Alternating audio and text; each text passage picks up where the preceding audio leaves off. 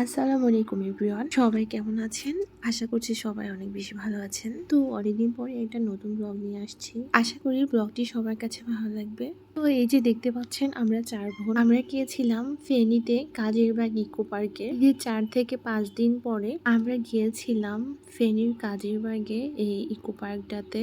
যেহেতু আমরা বাসা থেকে বের হতে একটু লেট করে ফেলেছিলাম, তারপরে হচ্ছে জ্যাম ট্যাম সবকিছু মিলিয়ে আমাদের যেতে অনেকটা সময় লেগে গিয়েছে। ওখানে গিয়ে পৌঁছাতে প্রায় সন্ধ্যার আগ মুহূর্ত হয়ে গেছে।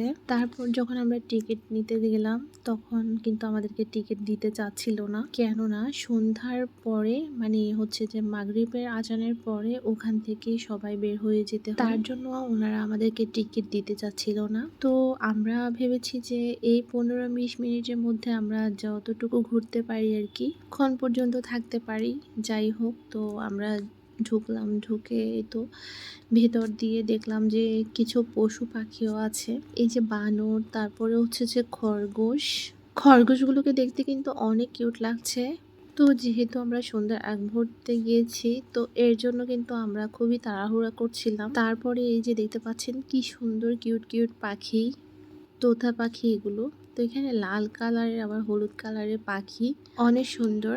তারপরে এই যে আমরা এখান দিয়ে আসলাম, এসে দেখলাম যে এখান দিয়ে আবার একটা ওয়াচ টাওয়ার আছে পুরো পার্কের ভিউ দেখার জন্য। দেখলাম যে এটা উপরে দাঁড়িয়ে মানে পুরো পার্কের ভিউটা দেখা যায়। তো আমাদের ছেলেমেয়েগুলো এখানে উপরে উঠে গিয়ে পার্কের ভিউ দেখছে।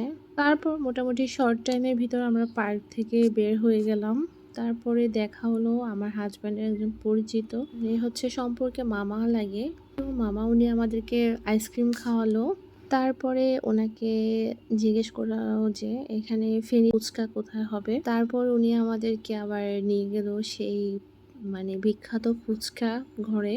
তারপরে এই যে তো আমরা এখানে ফুচকার জন্য ওয়েট করছিলাম। এই যেহেতু আমরা অনেক প্লেট ফুচকার অর্ডার করেছি, তার জন্য আমাদেরকে দিতেও একটু লেট হয়েছে। আর দেখলাম যে দোকানটাতে যে এত ভিড় ছিল, এর পাশে কিন্তু আরেকটা ফুচকা ঘর ছিল, কিন্তু ওখানে কিন্তু ওরকম একটা ভিড় নেই, কিন্তু এই ফুচকা ঘরটাতে অনেক বেশি ভিড়। ওই মামাটা যেহেতু ফেনীর লোক, তো উনি এই দোকানটাতে আমাদেরকে নিয়ে এসছে। প্রথম দিয়ে ভেবেছিলাম মানে কেমন মজা হয়, কেমন টেস্ট ফুচকার, দেখা যাক, খেলে ট্রাই করা যাবে। আবার ভাবলাম যে যেহেতু অনেক মানুষের ভিড়, তাহলে অবশ্যই এখানে কিন্তু ভালো ফুচকা বিক্রি হয়।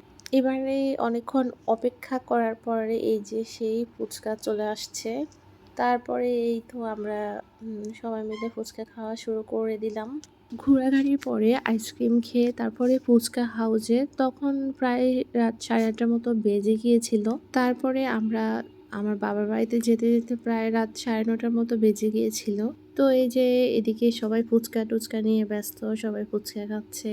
ফুচকাটা এত বেশি মজার ছিল। আশা করছি আমার এই ব্লগটি সবার কাছে ভালো লেগেছে। আজকের ব্লগটি এ পর্যন্তই। সবাই ভালো থাকবেন, সুস্থ থাকবেন। আল্লাহ হাফেজ।